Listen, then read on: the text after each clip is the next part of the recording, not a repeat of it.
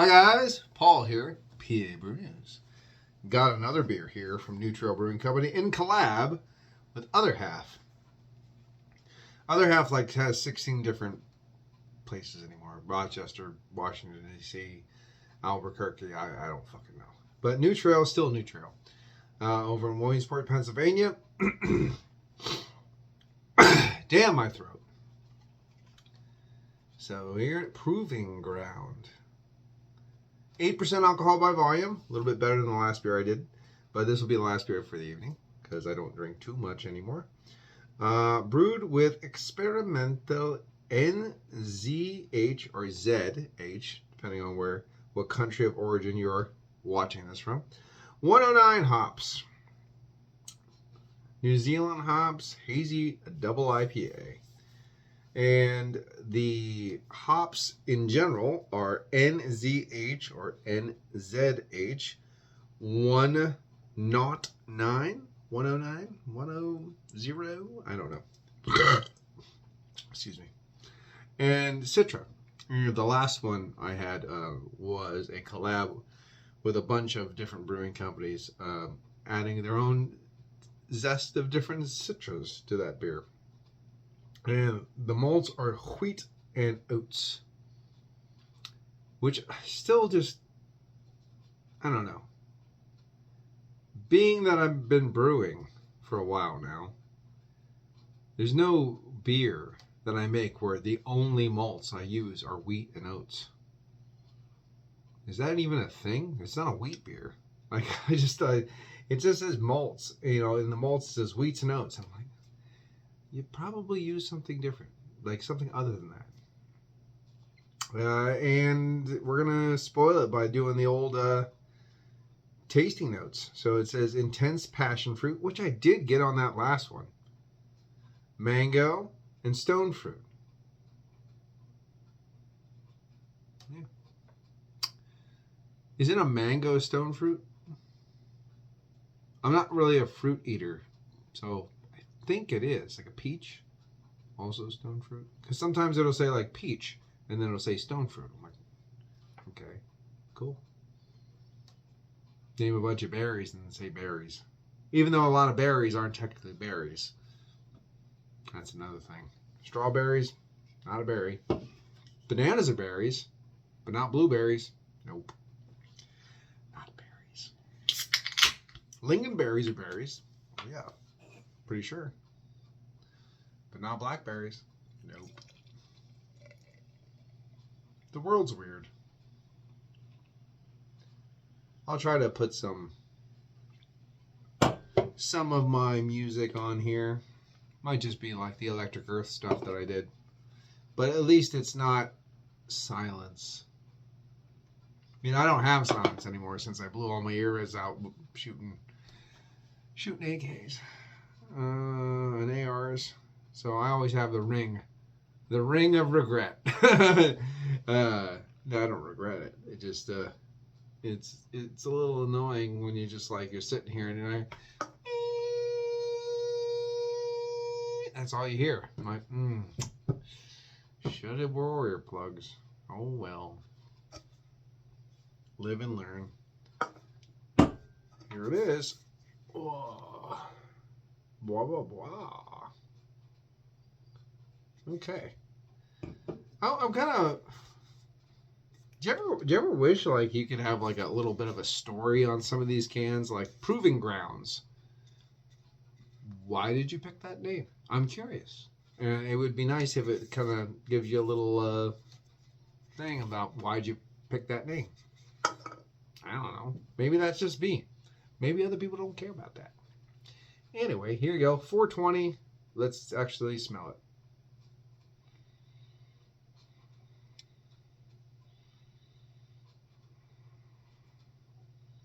This is crazy because it's completely different than the last beer I just had. Completely different. So subdued. It's like broody. There is definitely stone fruit I'm pulling out of it. And other stone fruits as well. But the other one was just screaming the whole time in my face when I was. But this one's really, you're gonna really pull at.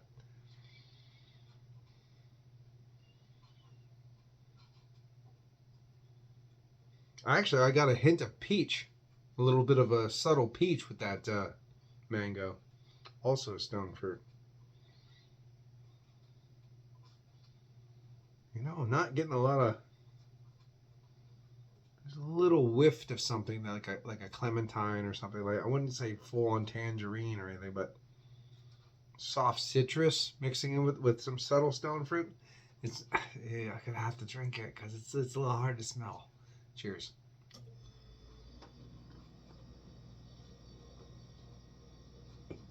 Okay. Yeah, passion fruit. Like a passion fruit. It kind of hit me. It kind of hit me like that. So it's like a apricot passion fruit thing that happened in the middle there that gave me kind of like a twinge. Yeah. Prove this, huh?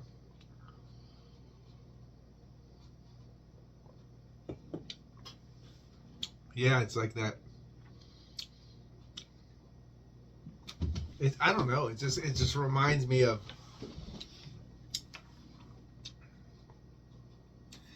like a twingy. I don't know how to describe it.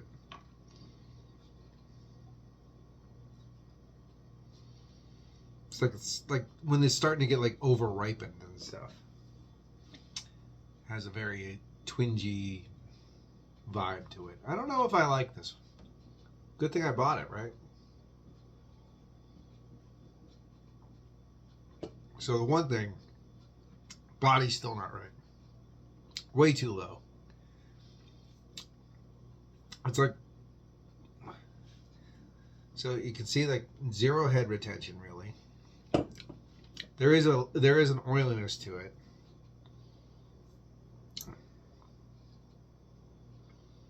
It is just kind of like over ripened fruit, like a slightly off stone fruit cocktail.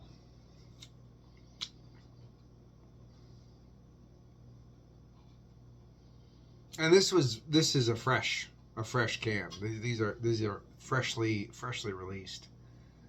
4/7/26, and it's 4/24 tomorrow when I post it. It'll be 4/24. Yeah, this is a different beast of a beer. I was so excited because I was like, okay, I need a good body. I need some nice creamy mouthfeel, and I need a bigger ABV, right? Because 6.5, this one's 8. And I'm like, I really want to go back to the beer I was drinking before. So,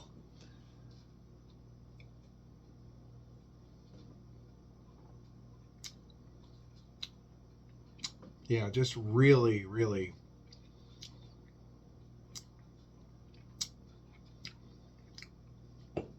It's really overly like white. Let's say like a white, like a soury white grape mixed with passion fruit. I'm trying to think. Again, I was like, I'm still gonna go back to that kind of like slightly over-ripened, off, like twingy stone fruit mix. There's something there. It's not my thing. I'm not really a big fan of it. So, yeah, it's really just like pungent in the middle that I don't like. And I really like if it was just like sweet mangoes and just sweet mango and just with a nice sweet body from the oats, just that and a little bit of like even a little lactose in there too, make it like a New England or a milkshake. And yes, people do put lactose commonly in New England's, even though people think they don't. They do. All you have to do is Google it. It'll come right up. But anyway, that's not the point I'm trying to make. Just a nice, like, full-scale tropical tonality to brighten things up. A little bit of that stone fruit to to bring some sweetness to the forefront, and then mixing it with a nice sweet malt body. Ugh, beautiful. This is a little bit of a twangy train wreck for me. I don't like this at all. Not that I'm going to dump it out, but I don't know if I'm going to finish the whole thing. And I have 3 more that I'm probably going to have to find someone to give to, because I don't know if I like it very much. I don't know if I want to finish those, is what I'm saying.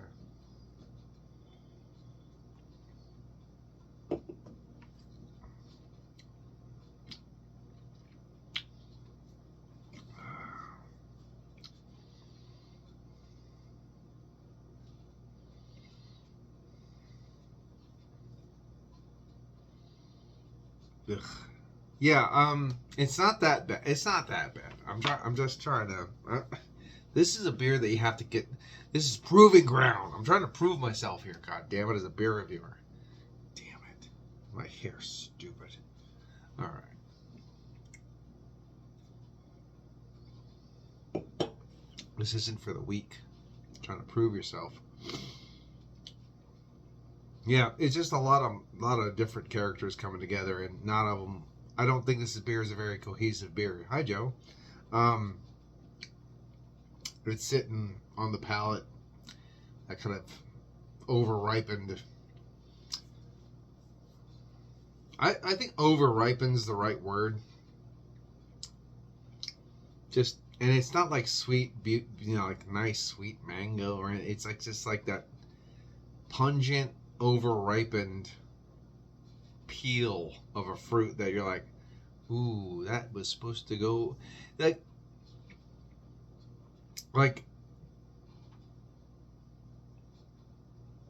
I can't describe passion fruit, over-ripened passion fruit to you, because I've never had an over-ripened passion fruit, but there's nuances of passion fruit, and it reminds me of over-ripened, twingy, like woof.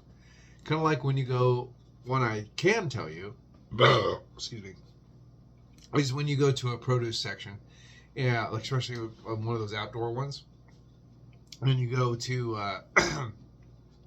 the cantaloupe section, because I always ate cantaloupe growing up, loved it. But then you get that one cantaloupe that's like way in the back or buried underneath, and you get it and it just smushes in your hand, and it's like poof. The smell that comes out of that is just like over-ripened and a bit twangy, like in an off way. That's what this is giving me. But in like, just take away the cantaloupe and put in like a slight apricot, slight passion fruit vibe, and that might help. Like letting you know what I'm trying to say. But I mean, it's fun to do anyway. It's like I said, I haven't reviewed in a beer in a long time, so I'm doing lots of good things. So who gives a shit? Let's have a beer. Let's review a beer. Try to get back into the swing of things.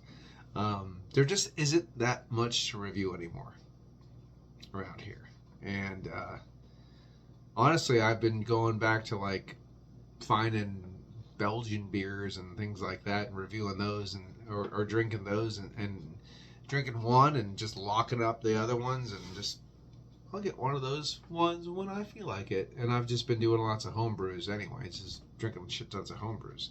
So I really haven't been doing too many beer reviews because I haven't been buying beer to review, But when I saw both of these, I figured, fuck it.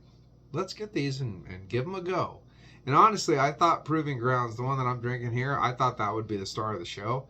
But for some reason, it's not hitting me the way I thought it would.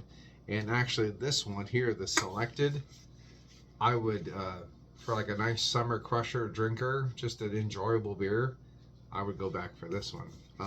I do have 3 other Proving Grounds I have to get through. It's experimental, I'll tell you that. I don't like it, and I'm sure a lot of people will, because lots of people like everything. Do you ever notice that? Like, there's certain people, I mean, I don't have names to name, so I won't name names, because this is a general, broad statement. But there are a lot of people who just seem to just like everything. And I think that's what, especially like the new broad scheme thing of like YouTube and stuff, or that's what people go for, watching the people that like everything. Everything they get, they like. It's great. Drink it. Right out of the fridge, hard pour, drink it. It's great. And people love that. People love watching a beer drinker. And that's not what I do. I'm a reviewer. Yeah, sucks. Yeah. Yeah, I have to say the hard things that no one else wants to hear, and do things the hard way that nobody wants to do. So this is another one of those things, because if I was one of those guys, drink it. It's good. You know, can't do that. It's not what I do. I review beer. I just don't drink beer on YouTube, because most of the guys around here now, they drink beer on YouTube. They're not reviewers. But people, they're very popular, and people like them. So good for them. And people don't like me, and that's okay, because I don't really review beer anymore, because I can't find anything good to review. And when I do, it still sucks. Oh, come on, I can't be that hard on it. I'll give it another one. This has been a hard one. You know, big old sweet imperial, like, no, not even the sweet, just big old imperial stouts are much easier to review. And even if they're bad, they're usually pretty still good. Yeah. Like, even a bad imperial stout is pretty goddamn good still, you gotta admit, you know? But these goddamn other styles, man, they can go either way.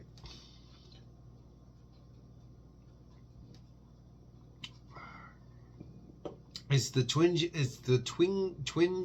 I can't remember. Twangy? Twangy is probably the word I'm looking for, twangy. It's the twangy middle bit that really just, I mean, the first time I sipped it was a real reaction. I think you saw my face. That's what it did. And I don't like anything, any kind of fruit. Like, I hate fruited anything, for one. But sour stuff, like, I love a traditional Belgian sour, like the traditional, very traditional Belgian sours. I could have one of those once a year, maybe, you know what I mean? It's a very traditional one. But I don't want anything with fruit added, like the American fruited shit sours. I don't like them, and that's why I will never review one, because I would never review anything on purpose I knew I wouldn't like, because that's stupid. Why would you do that? People do that, though. They buy Budweiser, even though they know they won't like it, and they review it and bitch about it. I'm like, what the fuck's point is that? Just being an asshole, you know? And I am an asshole. I don't need to be one. I am one. So I wouldn't do that. But this, I didn't expect to get the fruited, twingy thing. I mean, it's an IPA, so I understand that you're going to get fruit tonalities.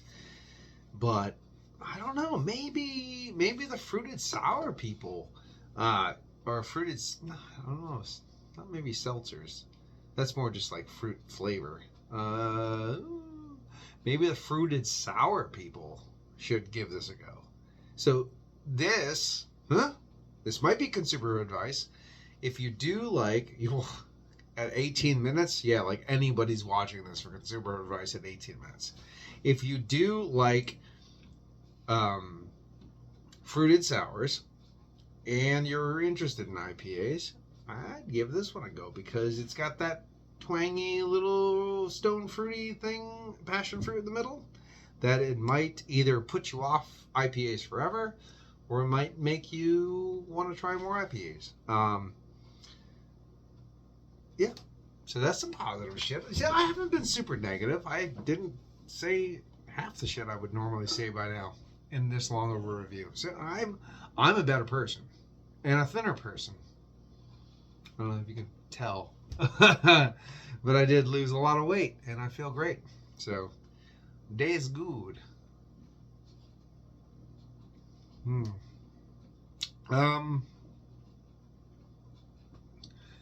Every time. It gets me every time. I can drink this, so I'm not going to give it a horrible score. But damn, man, it's hard slogging with that. It's fine, and then it goes bad, and then it gets okay. So it's it was like that dip you got to go over. Every sip, there's this. Okay. Like, could you imagine like every jump that you took, you hit a big bump and it, blam, ow, and then you kind of cruise through. Every sip, every fucking sip slide. So I'm not gonna give it a horrible score. It is proving grounds. It's experimental. NZH 109 hops, brewed by New Trail Brewing Company, whom we know does good beers. And let's not blame anybody, because why do that? What good is that gonna do? You know, I'm just thinking, Citra, I think is fine. I think we know. I mean, Citra's been a proven ground. Look what I did there, proving ground. It's been proved. You know, Citra's been on the proving grounds for a long time. But there's a new experimental hop. If I ever see NZH 109, I will not buy it. I will tell you that right now. No fucking way. Unless only I will give you a caveat. Unless it is a single hop smash beer. Then I'll give what the fuck is it? Just call it something. NZH 109, I will give it a go, because at least then I can with a neutral hop grain, neutral malt grain. I haven't even had 2 beers yet. Damn you, not drinking. If it had a neutral malt bill and then only that hop, especially if it tells you like the like the hour additions, right? You know, this and this and this. Minutes, not hours, whatever.